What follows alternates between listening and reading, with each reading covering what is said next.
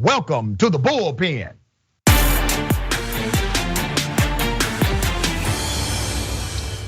In the bullpen today, he's back, my dear brother Armstrong Williams, who is a conservative broadcast owner and journalist, astute businessman, and somebody who has been a conservative thought leader for many years. Mr. Williams, good to have you back on the show. How are you? My pleasure. Thank you for having me. All right, we're gonna chop it up. I do apologize. We have a bridge time.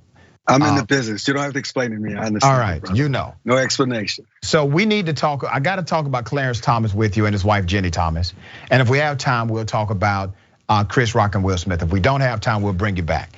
So let me ask you about what has been exposed now. Ginni Thomas, her involvement in the January 6th insurrection, and Clarence Thomas being the lone dissent on the US Supreme Court as it relates to a January 6th dynamic. If you would, I don't want to presume what you know or believe about that scenario. So if you would, provide us your take and I will opine. So obviously I worked for the justice for many, many years when he was at EEOC. Yep. And I remember I hosted the wedding reception for he and his wife, Ginni.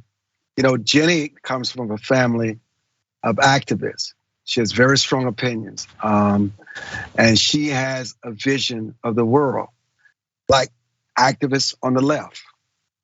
To me, they're both the same coin.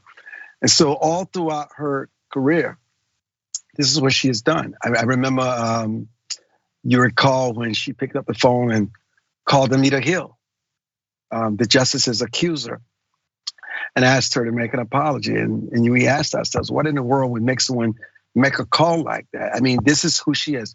She does what she does. I will tell you, Dr. Richey, when the justice learned, when she finally had to confide in him, tell him about those texts and that she would be mentioned, no one could have been more shocked than we were. I mean, it's a marriage. She wants her independence. Her attitude is that he doesn't really need to know what she does, but obviously she should, and I've said this in the New York Times, I've always said this, you've got to exercise better judgment because while you're independent, while you do whatever you want to do, you're an activist, perception matters. How people perceive things matter. And at some point, if this continues, it could have a perception issue with the justice. But I can tell you, he is, as always, was unaware of our activities, unaware of our involvement, and especially unaware of the latest. I mean, marriages are very challenging. He wants her to have her independence. He wants her to have her freedom. And basically, they don't really talk about what each other are involved in. I know you ask yourself, how is it that happened in marriage? Listen, there are people who've been living together for 50 years and wake up the next morning and realize there's so many things about the person they did not know. This is just part of the marriage process. But in terms of him recusing himself, even the vote that you just mentioned, the lone vote, that vote was about the executive powers of a president. How much leeway does a president have in terms of his executive priorities, in terms of what he recorded, what he does, how much of it can be shared with the public? Are there certain things that are just privileged to the president? Had nothing to do with anything else but executive privilege. People can spin it any way they like, but that's exactly what it was. Okay. But still, okay, go ahead. I got to respond to some of this, brother. You got it. Okay. Because what you have just told me is that Ginni Thomas is a horrible wife. And let me back up what I'm saying, okay? Her husband is one of the most powerful people in this country. She's connected to that by choice. She doesn't have to be there. Now, when we talk about his refusal to recuse himself from the last ruling that was involved, the high or the high profile ruling that involved January 6th. It's a coincidence, is what you want us to believe, Mr. Armstrong. It's a coincidence that Ginni Thomas was on the record for siding with President Trump as it relates to his executive powers extending beyond his presidency. She's on the record for saying that. The Supreme Court, the only Supreme Court justice who agreed with her happened to be her husband. and all of the other Supreme Court justices, including the ultra-conservative ones, disagreed with her and disagreed with her husband.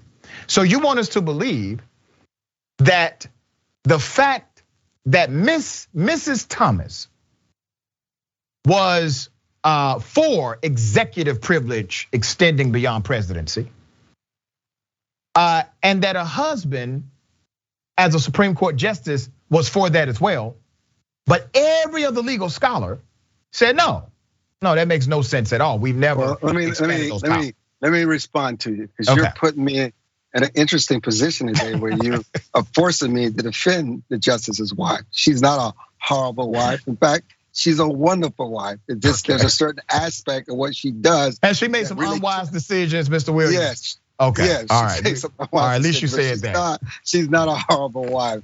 You made me laugh, which is great. Also, we're only aware of how justice was voted in this case. We have no idea how the other justices voted, because they would not allow themselves to be placed on the public record exactly how they did vote. So you're saying that they voted 8-1. That is not true. You just don't know, because of the record, how the other justices voted in that matter. This is very fascinating.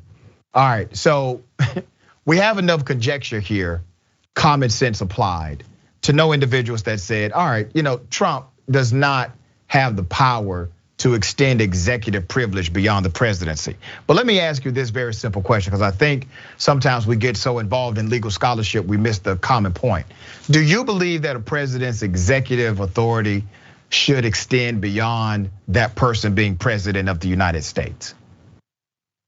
Let me say this. I was inside, I was inside the Capitol on January 6th. Okay. There is no question that former President Donald Trump fomented the atmosphere that led to that insurrection. Okay. I was inside that Capitol. Why were you at the Capitol, brother? You weren't part of the rally, were you? I was a journalist. I was covering. Okay, all right. I'm sorry, brother. I just got asked, brother. Fair question. It's okay. It's fair question, my man. You got to get it in, brother. Listen, those were Trump supporters. Okay, they were not only urinated and defecated and creating violence. It was one of the most shocking things I've ever seen in my life. So there's no question that Trump bears responsibility. Again, you're putting me in a position. I'm not here to defend Trump. I agree with you. I've always agreed with you on this issue. Right. But still, Thomas's wife admitted she attended the rally. And she admitted a year later. Wait a minute, all due respect. Yeah, that's right. Mr. Williams, exactly right. She kept it secret. Kept it secret. So that means she went there in a disguise. That's what that means. Guess what? She kept it a secret to all of us, not just you. Do you think she kept it a secret to her husband? Yeah, she did. That's a bad wife, brother. I'm sorry. No, it's not No, brother. No, I'm not going. You're talking about something that I have to professionally be involved. Just think about it this way. Let's take it out of the context of the Supreme Court. Let's say, okay, you're married, you got your wife, you as a professional and her as a professional. There's a case coming up that will garner national attention and likely put you in the line of fire, even more so because of her actions. And she doesn't tell you that you have to make decisions on issues. You're assuming they have conversations, and she has such. I do assume that married people have conversations, Mr. Williams. You are absolutely correct. Yeah, you're making an assumption, which is fair. Most people will make that assumption. But this is why you have me on, so I can inject another perspective. And that perspective is, he is totally in, as he's always been about her activities. I know firsthand in the dark.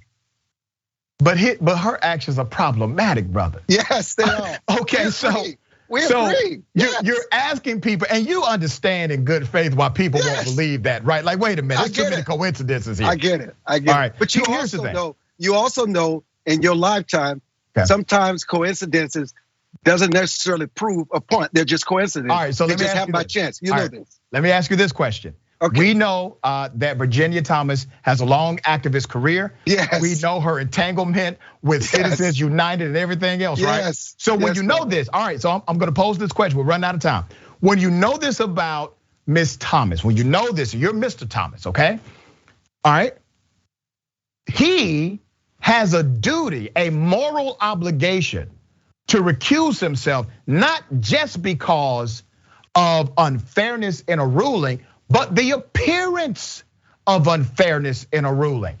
And if his wife refuses to tell him what she's involved in, as you have suggested, that means, brother, that she, in my opinion, is not doing well in her relationship with him, because he has a noble duty to recuse himself. And if she continues to act in this way, she is violating a trust tenet, in my opinion, because he has this duty to recuse. Let me say this to you.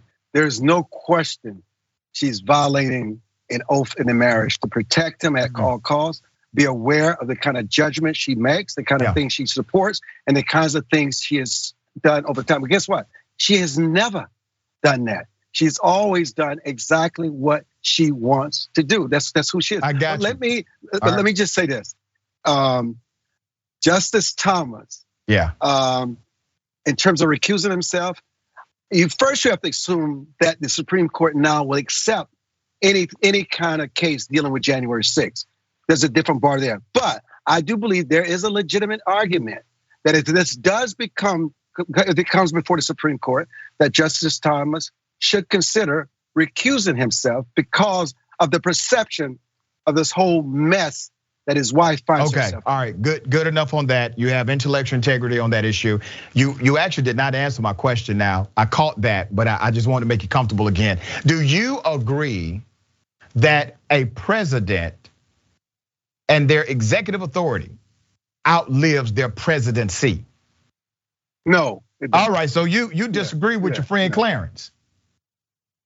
Justice Thomas, you know what? Justice Thomas, you disagree with your buddy Justice Thomas. We disagree, and that's a good thing, because if we both agree that somebody's not necessary. That's right, on everything. Man, well said. Always good to have you, Mr. Williams. Thank you, brother, for gracing us with your presence. Yeah, and remember, again, Ginni, I did not say you are a horrible wife. I said you should use better judgment. I say this to you all the time, but I know he loves you, you love him, but my God, you gotta stop putting him in these kinds of situations. You gotta use better judgment. That's what I'm saying. Because I know you are a good wife. I'll give you that. All right, thank you, brother. I appreciate you being on the show. Thank you, sir. All right, thank you.